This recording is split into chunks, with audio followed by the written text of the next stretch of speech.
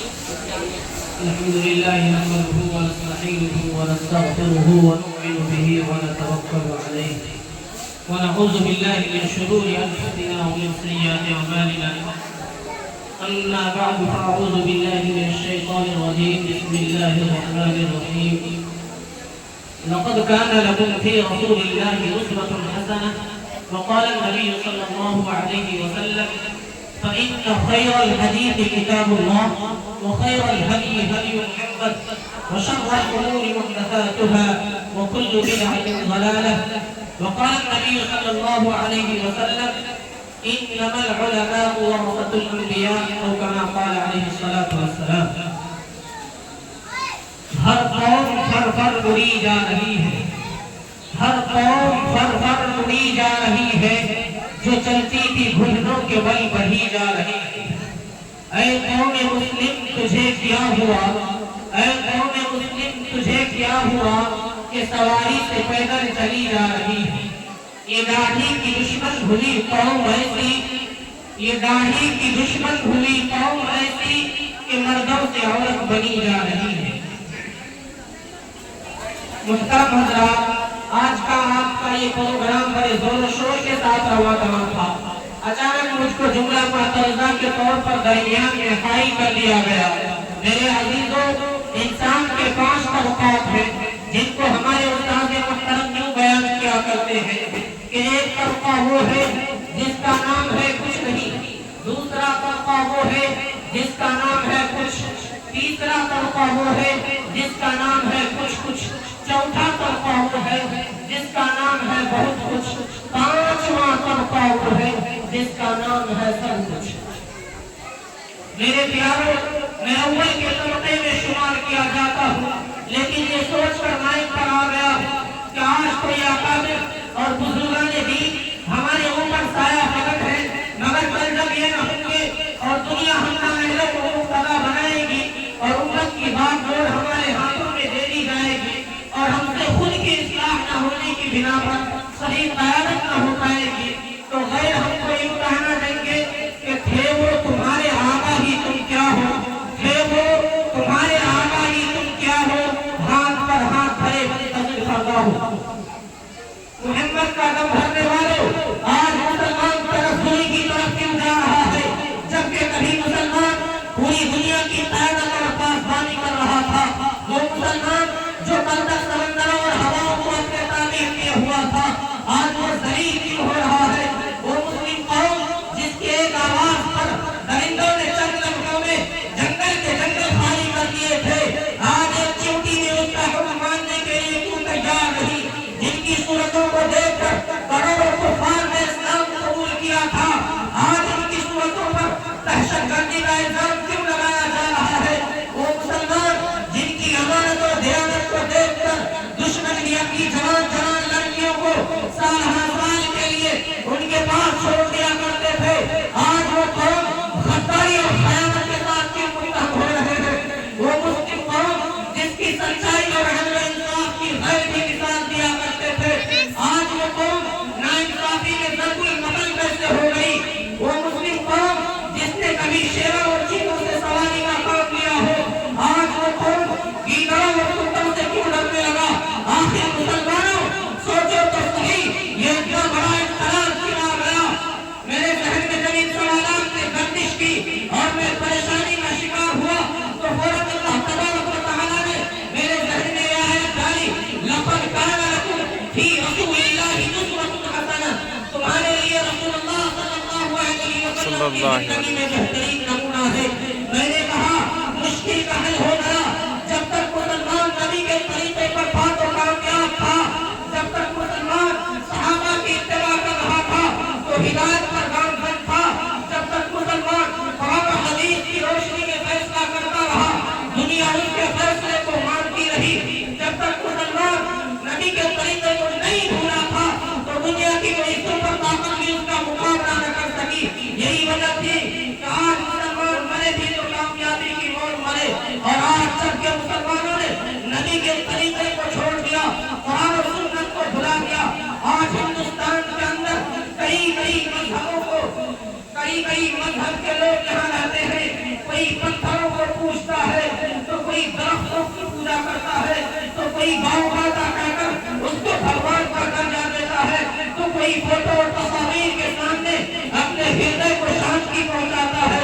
इसी धरती ने जहाँ बड़े बड़े बापों को जन्म दिया है, वही हजारों तारीख साल रोजाना सुलहा रुपल सुहाग की परवरिश बर्दाश्त की है।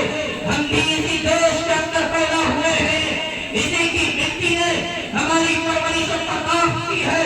तहजीब और साइंस तरीका आला में अदा किया है। हमको इस मुल्क के जर्रे जर्रे से प्यार है, इसकी मिट्टी और सब्जे से प्यार है, इसके ऊंचे ऊंचे पहाड़ और वसी वारिस किनारों से प्यार है। हम भी इसी देश के अंदर पैदा हुए हैं, इसीलिए इसकी हिकमत और हिकमत की हिफाजत को हम अपनी जिम्मेदारी समझते हैं। इसके गोद की रक्षा को हम अपना धर्म का सुपुर्द करते हैं। इसके जर्रे जर्रे की सियानत को हम अपना ईमान का मानते हैं। क्यों कि जिस मजहब के हम मानने वाले हैं, जिन कवानीन के हम पैरू हैं, उसने हमें बेवफाई नहीं बल्कि वफादारी का सबक दिया है। एहसान फरामोशी नहीं बल्कि एहसान शनासी का सबक दिया है। उसने हमें बुज़दिली नहीं बल्कि हौसला दिया है। उसने हमें लोमड़ी की हयारी नहीं बल्कि शेर का दिल अता किया है। उसने हमें तोपों टेंकों से टकराने का हौसला दिया है। अरे सरजमीन मक्का से पूछ लो, सरजमीन मदीना से पूछ लो, मिस्र और शाम से पूछ लो, अंदलुस और स्पेन से पूछ लो कि कैसी कैसी वफादारी का सबूत हमने पेश किया है। कि जब हम मक्का में थे तो मक्का के साथ वफादारी की थी, मदीना में थे तो मदीना के साथ वफादारी की थी, मिस्र में थे तो मिस्र के साथ वफादारी की थी, अंदलुस और स्पेन के साथ थे तो अंदलुस और स्पेन के साथ वफादारी की थी।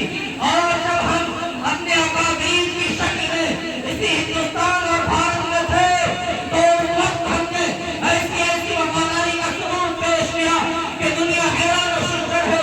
इसी भारत की हिम्मत की हिफाजत की खातिर हमने गोलियां खाई, तोपों टैंकों के निशाने बने, फांसी के मंदिर पर चढ़ना पड़ा, जेलों की मुशक्कतों को बर्दाश्त किया, नजरें आतिश कर दिए गए।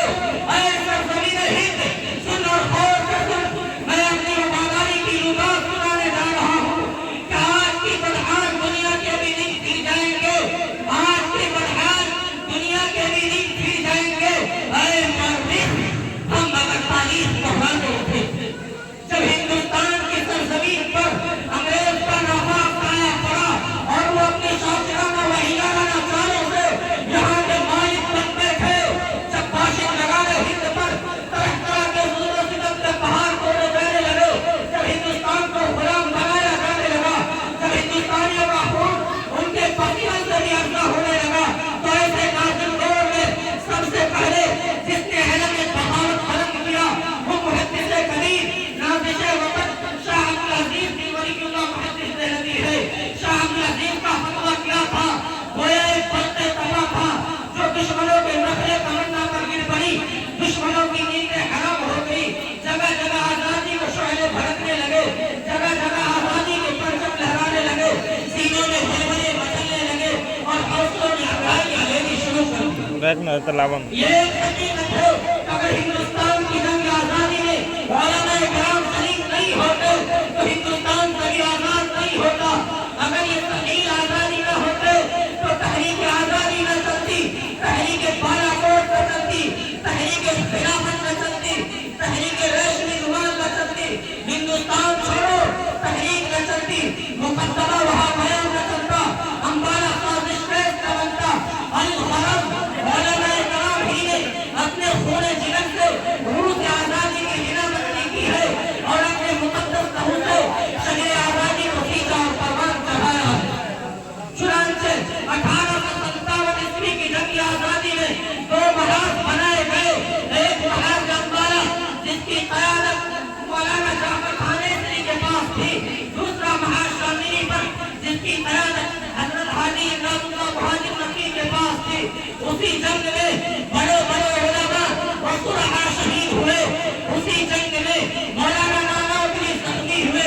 उसी 1857 ईस्वी की जंग आजादी में हामिद जामिन शहीद हुए। उस 1857 ईस्वी की जंग आजादी में 2 लाख मुसलमान शहीद हुए।